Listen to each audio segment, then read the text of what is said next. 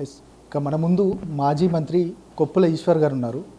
రాష్ట్ర రాజకీయాలు అదేవిధంగా జిల్లా రాజకీయ పరిణామాలపైన అన్ని విషయాలు మనతో మాట్లాడడానికి సిద్ధంగా ఉన్నారు. సార్ చెప్పండి, ప్రస్తుతం ఇక ధర్మపురికి సంబంధించి 2027లో పుష్కరాలు సమీపిస్తున్న వేళ ధర్మపురి అభివృద్ధి ఏ విధంగా ఉంది, అదేవిధంగా ఇప్పుడు ప్రస్తుతం ఉన్న ప్రభుత్వం ఎట్లాంటి చర్యలు తీసుకుంటుంది? గతంలో మీరు 10 సంవత్సరాలుగా అక్కడే పరిపాలన సాగించిన నేపథ్యంలో అక్కడ గుర్తించిన సమస్యలు ఏంటి అంటే ఏం చెప్తారు? అంటే ధర్మపురి ఒక గొప్ప పుణ్యక్షేత్రము. ధర్మపురి వాస్తవంగా చెప్పాలంటే తెలంగాణ ఉద్యమ సమయంలో కేసీఆర్ గారి మొదటి హోమం అక్కడనే చేసిండ్రు. ధర్మపురి లక్ష్మీ నరసింహస్వామి దయ వల్ల తెలంగాణ రాష్ట్రం ఏర్పడితే ఆ పుణ్యక్షేత్రాన్ని చాలా గొప్పగా తీర్చిదిద్దాం. అది గోదావరి ఉత్తర వాహినిగా ప్రవహిస్తున్నటువంటి ఒక ప్రత్యేకత కలిగినటువంటి పుణ్యక్షేత్రం. అందుకే ధర్మపురి అంటే అందరికీ కూడా ఒక సెంటిమెంట్. మేమున్నటువంటి 10 సంవత్సరాల కాలంలో ధర్మపురికి చాలా అభివృద్ధి కార్యక్రమాలు చేయడం జరిగింది. మరి ముఖ్యంగా గోదావరి నీరు కలుషితం కాకుండా ఇంటర్నల్ డ్రైనేజ్ పెద్ద మొత్తంలో నిధులు తీసుకువచ్చి దాన్ని పూర్తి చేయడంతో పాటు రోడ్ల విస్తరణ కావచ్చు, తర్వాత ఉన్నటువంటి టెంపుల్స్ను ఇంకా మంచిగా తీర్చిదిద్ది గొప్పగా నిర్మాణం చేయడం కావచ్చు. మంగళగడ్డ దగ్గర వేలాది మంది భక్తులు వచ్చేటువంటి మంగళగడ్డ గోదావరి స్నానాల గడ్డ దగ్గర దాదాపు ఒక 20 కోట్ల రూపాయలతోటి దాన్ని చాలా సుందరంగా తయారు చేసి అన్ని సౌకర్యాలు, బాత్రూమ్స్ కావచ్చు, తర్వాత వాష్రూమ్స్ కావచ్చు, ఇవన్నీ కూడా మంచిగా చేసి షెల్టర్స్ కావచ్చు, తర్వాత ఆ పరిసర ప్రాంతాలన్నీ కూడా మంచి పచ్చదనంతో చేయాలనే ఉద్దేశంతో 15 నుంచి 20 కోట్ల రూపాయలు మేము ప్రతిపాదన చేసినాము. తర్వాత ధర్మపురి టౌన్లో ఏవేవైతే కావాలనో వాటన్నిటి మౌలిక వసతులన్నీ, రోడ్ల విస్తరణ అయితే బ్రహ్మాండంగా చేసినాము. ఇంకా కొంత చేయవలసి ఉండే. తర్వాత ఆ జిగ్జాగ్గా ఉండేటువంటి చిన్న సందులలో కూడా ఇంటర్నల్ డ్రైనేజ్ ప్రపోజల్ ఉండే. అవన్నీ చేయడం ద్వారా మరి ధర్మపురి ఎప్పుడైనా అవి పుష్కరాలు జరగని, లేదంటే బ్రహ్మోత్సవాలు జరగని, ఇతర కార్యక్రమాలు జరిగినప్పుడు కూడా ఎన్ని వేల మంది లక్షల మంది వచ్చినా ఆ ఊరు తట్టుకునే విధంగా ఉండాలనేదే ఆనాటి మా ఉద్దేశం. అందుకే మేజర్ గ్రామ పంచాయతీగా ఉన్నటువంటి ధర్మపురి పట్టణాన్ని జనాభా తక్కువ ఉన్నప్పటికీ కూడా దాన్ని ఒక స్పెషల్ కేసు కింద తీసుకొని మున్సిపాలిటీగా కూడా మనం ఏర్పాటు చేసుకోవడం జరిగింది. తర్వాత అక్కడ ఉన్నటువంటి చింతామణి చెరువు అద్భుతంగా తీర్చిదిద్దుకున్నాం. తమ్మన్ల కుంట చూడడానికే సుందరంగా తయారు చేసినాం. మరి ఇప్పుడు ఉన్నటువంటి ప్రభుత్వం కూడా వాటిపైన దృష్టి పెట్టాల్సి ఉంది. ఇక్కడ మంత్రిగా ఉన్నాడు సేమ్ నాలాగనే, కానీ అక్కడ ఉన్నటువంటి నిధులన్నీ కూడా వాపసు పోయినాయి. TUFIDC కింద లాస్ట్ మినిట్లో కేటీఆర్ గారు సమావేశం ఏర్పాటు చేసినప్పుడు 25 కోట్ల రూపాయలు లాస్ట్ మినిట్లో తెచ్చినటువంటి, తర్వాత అంతకుముందు కేసీఆర్ గారు 100 కోట్ల రూపాయలు ఇచ్చినటువంటి, దాంట్లో మేము ఒక 60 వరకు ఖర్చు పెట్టినట్టున్నాం. దాదాపు ఇంకా 100-150 కోట్లు వివిధ డిపార్ట్మెంట్ నుంచి వచ్చినటువంటి డబ్బులన్నీ కూడా వాపస్ వెళ్ళిపోయినాయి. మంత్రిగా ఉన్నా, ఎమ్మెల్యేగా ఉన్నా, కొత్త గవర్నమెంట్ మారినప్పుడు ఇక్కడ ప్రాతినిధ్యం వహిస్తున్నటువంటి నాయకునికి కనీసం ముందు చూపు ఉండి ఆ నిధులను కాపాడుకుంటే ఆ అభివృద్ధి అంతా సాధ్యమవుతుంది. ఇంకో 2 నెలలు అయితే మరి 2 సంవత్సరాలు కావస్తుంది. ఈ 2 సంవత్సరాల కాలంలో మేము ఎక్కడ వదిలిపెట్టి పోయినటువంటి పనులు అక్కడనే ఉన్నాయి. ఇప్పుడు గోదావరి రోడ్డు ఉంది, మంచి విస్తరణ చేయడం కోసం టెండర్స్ అయినాయి, పని స్టార్ట్ అయింది. కొంచెం ముందరనే ఎలక్షన్ రావడం వల్ల ఆగిపోయింది. అది ఎక్కడున్నది అక్కడే ఉంది. మెయిన్ రోడ్ ఉంది, సగం కూడా మేము సెంట్రల్ లైటింగ్ తర్వాత వైడనింగ్ చేసినాం. మిగిలినది ఇంకో 10 కోట్ల రూపాయలు ఆల్రెడీ ఉండి పని స్టార్ట్ అయింది. అటు ఇటు కంకర పోసి వెడల్పు చేసినాం. ఇప్పటి వరకు తట్టడి మట్టి పోయలేదు. కమలాపూర్ రోడ్ ముట్టుకోలేదు. ధర్మపురి దొంతాపూర్ 32 కోట్లతో తెచ్చినాము, దాన్ని ముట్టుకోలేదు. తర్వాత అంతకుముందు మంచినీటి సౌకర్యం కావాలనే ఉద్దేశంతో మిషన్ భగీరథ ఉండంగా కూడా కమలాపూర్ దగ్గర ఉన్నటువంటి CPW స్కీమ్కి ఒక 4 కోట్ల రూపాయలు వెచ్చించి కొత్త పైప్ లైన్ వేసి మళ్ళీ పంపు మోటార్లు కొత్తవి పెట్టి ఆల్టర్నేటివ్ మంచినీటి సౌకర్యం ఉండాలనే ఉద్దేశంతో కూడా చేయడం జరిగింది. తర్వాత ఇప్పుడు అదే జీవనాధారం కూడా అయింది. తర్వాత అక్కపల్లి చెరువు దాదాపు ఒక 6-7 వేల ఎకరాల ఆయకట్టు ఉంటుంది. ఆ చుట్టుపక్కల చిన్న గ్రామాలు ధర్మపురి అంతా కలిపితే అక్కపల్లికి లిఫ్ట్ ఇరిగేషన్ ఏర్పాటు చేసినాం దాదాపు 72 కోట్లతోటి. ఇప్పుడు అది పని జరగట్లేదు.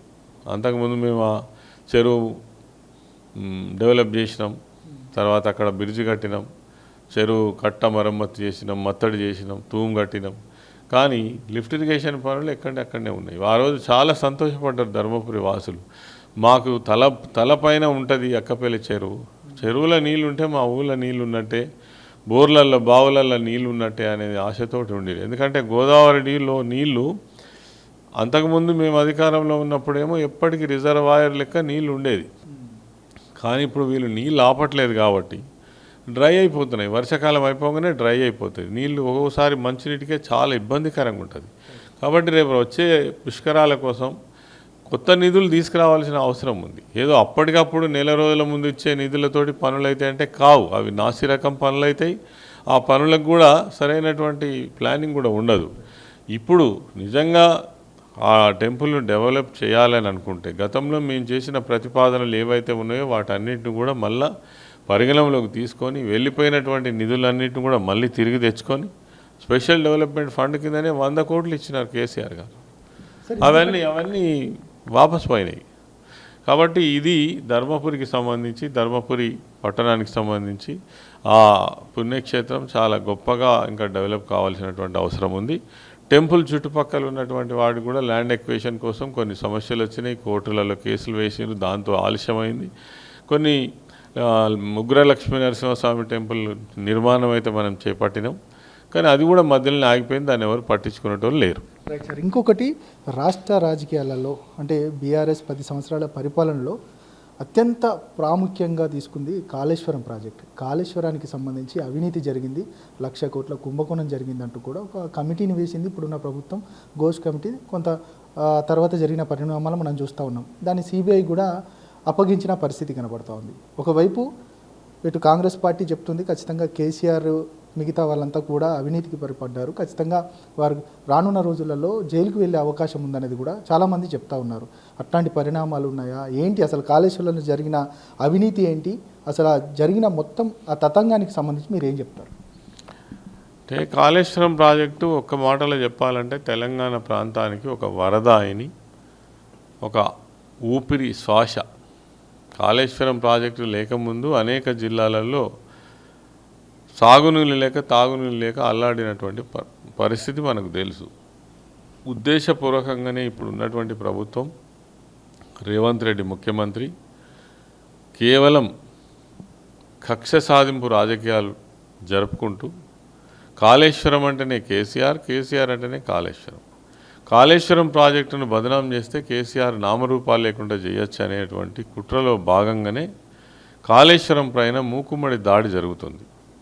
అనేక మంది నిపుణులు చెప్పినారు, కాళేశ్వరం అంటే ఒక్క మేడిగడ్డ మాత్రమే కాదు, 3 బ్యారేజీలు, 15 రిజర్వాయర్లు, 19 పంప్ హౌజులు, అనేక వందల కిలోమీటర్ల గ్రావిటీ కెనాల్స్, టన్నల్ కెనాల్స్, ఇవన్నిటి సమాహారమే, సబ్ స్టేషన్లు అన్నీ కలిపితే వీటన్నిటి సమాహారమే కాళేశ్వరం ప్రాజెక్టు. మీకు ఎక్కడ పిల్లర్ గుంగింది? లాస్ట్ కట్టినటువంటి బ్యారేజ్ దగ్గర ఒక పిల్లర్ గుంగడం వల్ల పక్క పిల్లర్లు కూడా దెబ్బతిన్నాయి. అది ఎక్కడ?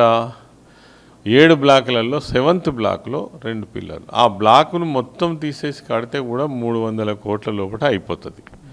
ఎక్కడ అవినీతి జరిగినట్టుగా మొన్న ఇచ్చినటువంటి ఘోష్ కమిషన్ కావచ్చు, లేకపోతే సుప్రీంకోర్టు అప్రిషియేషన్ కావచ్చు, ఇవన్నీ కూడా ఉన్నాయి. ఇవన్నీ ఉండగా కూడా పదే ఒక అబద్ధాన్ని చెప్పడం వల్ల అది నిజమని నమ్మించేటువంటి ప్రయత్నం చేస్తున్నారు. నీళ్ళు ఆపకుండా తెలంగాణ రైతాంగాన్ని ఇబ్బంది పెట్టే ప్రయత్నం చేస్తున్నారు. తర్వాత కాళేశ్వరం ప్రాజెక్టే వృధా అని చెప్పే ప్రయత్నం చేస్తున్నారు. కాళేశ్వరం ప్రాజెక్టు వృధా అని చెప్పే ప్రయత్నం చేసే దాంట్లో ఒక కుట్ర దాగి ఉన్నది. కింద ఏదైతే చంద్రబాబు నాయుడు కలుతున్నటువంటి బనకచెర్ల ప్రాజెక్టు ఉందో, ఈ కాళేశ్వరం ప్రాజెక్టు ఎప్పటికీ ఓపెన్ ఉంటేనే బనకచెర్లకు ఎప్పటికంటే అప్పుడు పుష్కలంగా నీళ్లు ఉంటాయి. వాళ్ళు బనకచెర్ల ప్రాజెక్టు నుండి ఎక్కడికో కోనసీమకు నీళ్లు తీసుకుపోతున్నారు. ఇక్కడనేమో ఈ ప్రాజెక్టు తప్ప తెలంగాణ ప్రాంతానికి జీవనాధారం లేదు. నీకు హైదరాబాద్ మంచినీళ్ళు కావాలంటే కూడా, పరిశ్రమలకు నీళ్ళు కావాలంటే కూడా మొత్తం యావత్ తెలంగాణకు మంచినీళ్ళు కావాలంటే కూడా ఇది ఒకటే ఆధారం. కృష్ణా నీళ్ళు మొత్తం దాదాపుగా వాళ్ళే కొట్టేసినారు.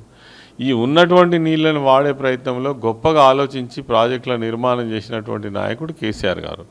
కాబట్టి దాన్ని ఓ కుట్రతో కుతంత్రంతో కేసీఆర్ గారి పైన ఉన్నటువంటి అక్కస్తో ఇలా ఉద్దేశపూర్వకంగానే సిబిఐకి అప్పచెప్పడం జరిగింది. ప్రజా కోర్టులో మేము ఖచ్చితంగా గెలుస్తాం. ఆని ముత్యంలాగా ఉంటాడు కేసీఆర్ గారు. ఎందుకు తెలుసా? కాళేశ్వరం ప్రాజెక్ట్ వచ్చినాకనే జీవన పరిణామాలు పెరిగినాయి, పంటలు పెరిగినాయి, కోట్ల కొద్దీ పుట్ల కొద్దీ ధాన్యం పంట పండింది, ఇక్కడ మా భూముల రేట్లు పెరిగినాయి, ఆర్థిక స్థితిగతులు పెరిగినాయి. ఇవన్నీ కూడా తెలంగాణ ప్రజలకు తెలుసు.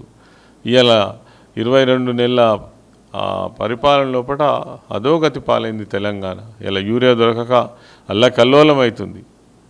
ఇవన్నీ కూడా తెలుసు. కాబట్టి కాళేశ్వరం ప్రాజెక్టు పైన మీరు సిబిఐకి ఇస్తారా, ఇది ఉద్దేశపూర్వకంగా ఇచ్చారని తెలుసు. దీనికి బీజేపీ మద్దతు ఉన్నదని కూడా తెలుసు. వెంటనే వాళ్ళు కుమ్ముక్కై, ఎందుకంటే మేమిద్దరికి టార్గెట్ మేమే. తెలంగాణలో కాంగ్రెస్ పని ఖతమైపోయింది. బీఆర్ఎస్ఏ బలమైన పార్టీ. బీఆర్ఎస్ నాయకుడు కేసీఆర్ గారు. కేసీఆర్ గారిని దెబ్బ కొడితే మరి బీఆర్ఎస్ కూడా ఖతమైతే మేమే అధికారంలోకి రావాలనే ఒక మూర్ఖపు ఆలోచనతోటి బీజేపీ చేస్తుంది. కేసీఆర్ గారిని బదనాం చేయాలనేటువంటి ఒక దుర్మార్గమైన ఆలోచనతోటి రేవంత్ రెడ్డి వాళ్ళ ప్రభుత్వం ప్రయత్నం చేస్తారు. సార్, మీరు ఇలా అంటున్నారు, మీ పార్టీలోనే చాలా లుకలుకలు కనబడతా ఉన్నాయి. ప్రధానంగా మీ పార్టీ మొన్నటి వరకు ఎమ్మెల్సీ ఉన్న కవిత కూడా బయటకు వచ్చేసింది, పూర్తిగా రాజీనామా చేసింది. దానికి సంబంధించి ఇప్పటికీ ఆమె మిగతా చాలామంది మీ పార్టీలో ఉన్న మాజీ మంత్రుల పైన అలిగేషన్ చేస్తూ ఉంది. సూటిగా హరీష్ రావు పైనే పూర్తి అలిగేషన్ చేస్తూ ఉంది. పార్టీని భ్రష్టు పట్టిస్తున్నారు, దాదాపు కాళేశ్వరంలో జరిగిన అవినీతికి హరీష్ రావుకు సంబంధం తప్ప కేసీఆర్కి సంబంధం లేదంటూ కూడా బాహాటంగానే చెప్తున్న సందర్భం. ఏం చెప్తారు కవిత గురించి? పూర్తిగా ఇటు కేటీఆర్ మాట్లాడలేదు, పూర్తిగా హరీష్ రావు వీరు ఎవ్వరు కూడా మాట్లాడే పరిస్థితి కనబడట్లేదు. ఏం చెప్తారు మీరు పూర్తిగా? అంటే కవిత గారి మీద మాకు ఒక ఆడబిడ్డగా గౌరవం ఉంది. ఆమె మాట్లాడినటువంటి ఏ మాట కూడా సత్యదూరం, వాస్తవానికి విరుద్ధం. ఎందుకంటే కాళేశ్వరం ప్రాజెక్టు మీద వేసినటువంటి పిఎస్ ఘోష్ కమిషనే నీకు ఎక్కడ అవినీతి జరిగిందని చెప్పలే. మీరు ఎట్లా చెప్తారు? పార్టీలో విభేదాలు వస్తే, కుటుంబంలో విభేదాలు వస్తే మీరు వెళ్ళిపోదలుచుకుంటే గౌరవంగా వెళ్ళిపోండి.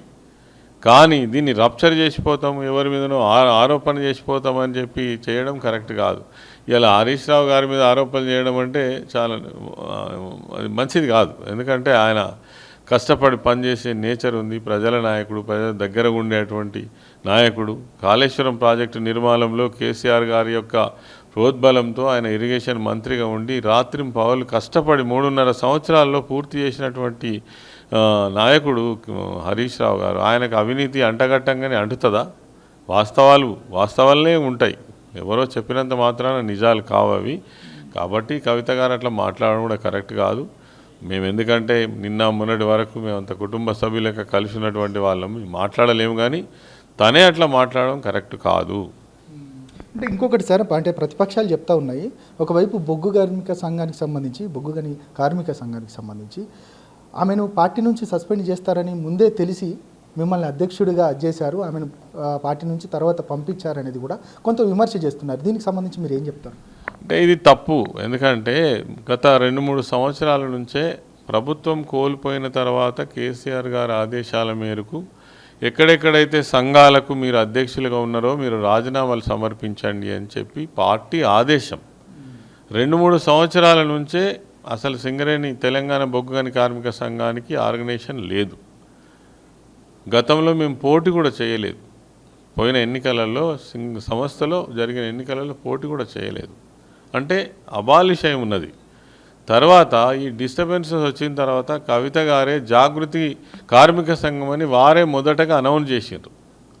వారు అనౌన్స్ చేసిన తర్వాత ఉన్నటువంటి సంఘం అంతా కూడా పార్టీని కలిసి కేటీఆర్ని కలిసి అసలు మేము ఏం చేయాలనేది తెలంగాణ భవన్లో ఒక డిస్కషన్ పెడితే మీరు మీ సంస్థగానే ఉండండి, అప్పటి వరకు ఈశ్వరన్న మీకు ఇన్ఛార్జిగా ఉంటారని చెప్పేసి ప్రకటించడం జరిగింది.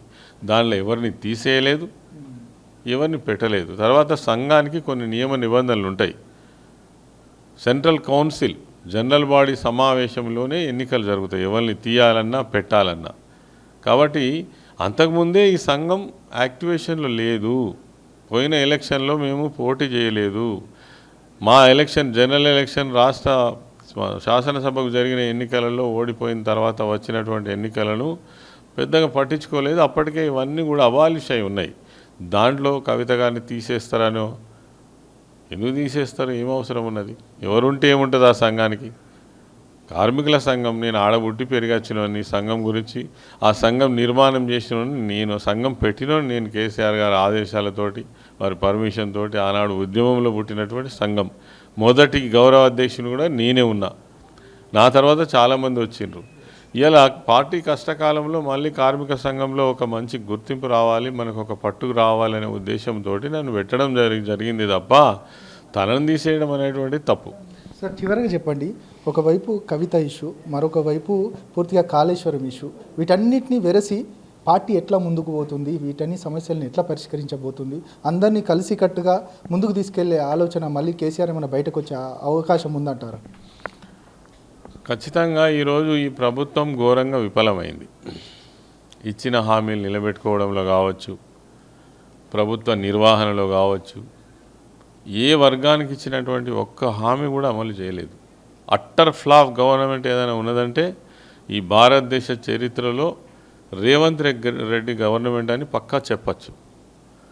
నేను ఇక మళ్ళీ వాటి స్కీమ్స్ అన్ని చదవదలుచుకోలేదు. ఇలా యూరియా అల్లకల్లోలం అవుతుంది.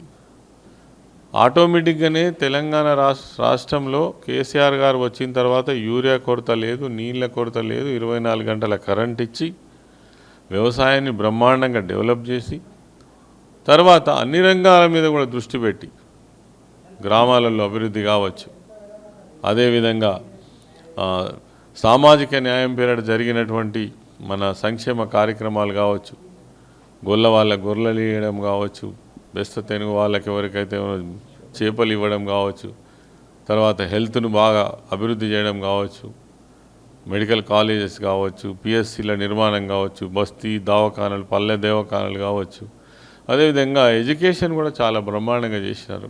మన ఊరు మన బడి పేరు మీద స్కూళ్ళన్నీ మంచిగా చేయడం కావచ్చు, అప్గ్రేడేషన్ చేయడం కావచ్చు, తర్వాత గురుకుల పాఠశాలల నిర్మాణం కావచ్చు.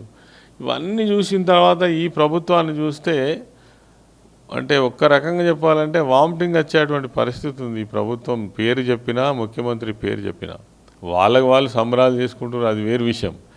ఇవాళ కూడా నేను పేపర్లో చూసిన ఏమని, కామారెడ్డి బీసీ డిక్లరేషన్ని విజయోత్సవాలు చేస్తారట. ఇంతకంటే మోసం ఏముంటుందో చెప్పండి? 42% నిజంగానే బీసీలకు మీరు రిజర్వేషన్ ఇచ్చిండ్రా?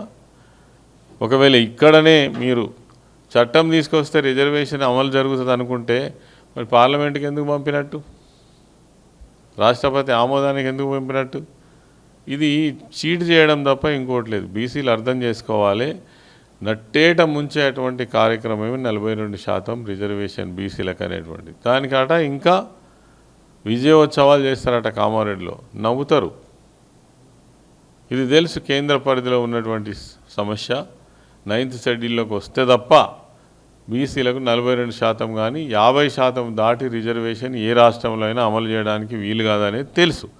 అయినప్పటికీ కూడా ఈ రకమైనటువంటి వ్యవహారం చేస్తుంది ఈ ప్రభుత్వం. కాబట్టి ఈ ప్రభుత్వాన్ని నమ్మే పరిస్థితులు లేరు. కేసీఆర్ గారు బయటికి వచ్చినా రాకున్నా ప్రజా జీవనంలోనే ఉంటారు. ఇలా బాగా మాట్లాడుతున్నారు కదా, కేసీఆర్ గారు ఫామ్ హౌస్లో ఉంటేనే కాళేశ్వరం ప్రాజెక్ట్ అయిందా? కేసీఆర్ గారు ఫామ్ హౌస్లో ఉంటేనే ఇంటింటికి మంచినీళ్ళు వచ్చినాయా? కేసీఆర్ గారు ఫామ్ హౌస్లో ఉంటేనే 24 గంటల కరెంట్ వచ్చిందా? కేసీఆర్ గారు ఫామ్ హౌస్లో ఉంటేనే 46 లక్షల మందికి 200 పెన్షన్ నుంచి 2000 పెన్షన్ అయిందా? ఎక్కడికి వెళ్ళి వచ్చింది కళ్యాణ లక్ష్మి? ఎక్కడికి వెళ్ళి వచ్చింది కేసీఆర్ కిట్టు? ఇంత బ్రహ్మాండంగా అద్భుతమైనటువంటి పరిపాలన సాగించినటువంటి మనిషిని పట్టుకొని నువ్వు ఎక్కడ కూర్చుంటే ఏంది, పరిపాలన ఎట్లా జరుగుతుంది అనేది అన్నిటి మీద అవగాహన ఉండి అబ్జర్వేషన్ చేసి అణువణు చర్యలు తీసుకున్నటువంటి, ప్రతి రోజు ఏం కావాలనేటువంటి ఆలోచించేటువంటి వ్యక్తి కేసీఆర్ గారు. ఫామ్ హౌజులు ఉన్నాడా, ప్రజాభవన్ మన ప్రగతి భవన్లు ఉన్నాడా, ఇంటి దగ్గర ఉన్నాడా కాదు, ఏం జరుగుతుందనే సోయి ఉన్నటువంటి నాయకుడు కేసీఆర్ గారు. ఆయన గురించి మాట్లాడితే ఏం చెప్తాం? ఎప్పుడంటే అప్పుడు ప్రజాక్షేత్రంలోకి వస్తారు. ఒక్క ఆదేశం చాలు కేసీఆర్ గారిది, ఆయన బయటికి రావాలనా? కేసీఆర్ నోటి నుంచి ఒక్క మాట వెళ్తే తెలంగాణ రాష్ట్రంలో ఏం జరగాలో అది జరుగుతుంది. మొత్తానికి ఇది చెప్తా ఉన్నారు. ఖచ్చితంగా కాంగ్రెస్ పార్టీ అన్ని విధాలుగా ఇక్కడ ఫెయిల్ అయింది. ఇక కాళేశ్వరానికి సంబంధించి పూర్తిగా కాళేశ్వరం ఇష్యూను పూర్తిగా కేసీఆర్ చుట్టూ తిప్పడం వెనకాల ఉన్న ఆంతర్యం ఏంటో పూర్తిగా ప్రభుత్వం చెప్పాలి. ఖచ్చితంగా దీనికి సంబంధించి ప్రభుత్వం చేస్తున్న ఈ ప్రజా వ్యతిరేక విధానాలకు సంబంధించి ప్రజాక్షేత్రంలోనే తెలుసుకుంటామని చెప్తా ఉన్నారు. కెమెరా పర్సన్ ప్రేమ్ సాగర్తో ప్రశాంత్, ఐ న్యూస్, కరీంనగర్ నుండి.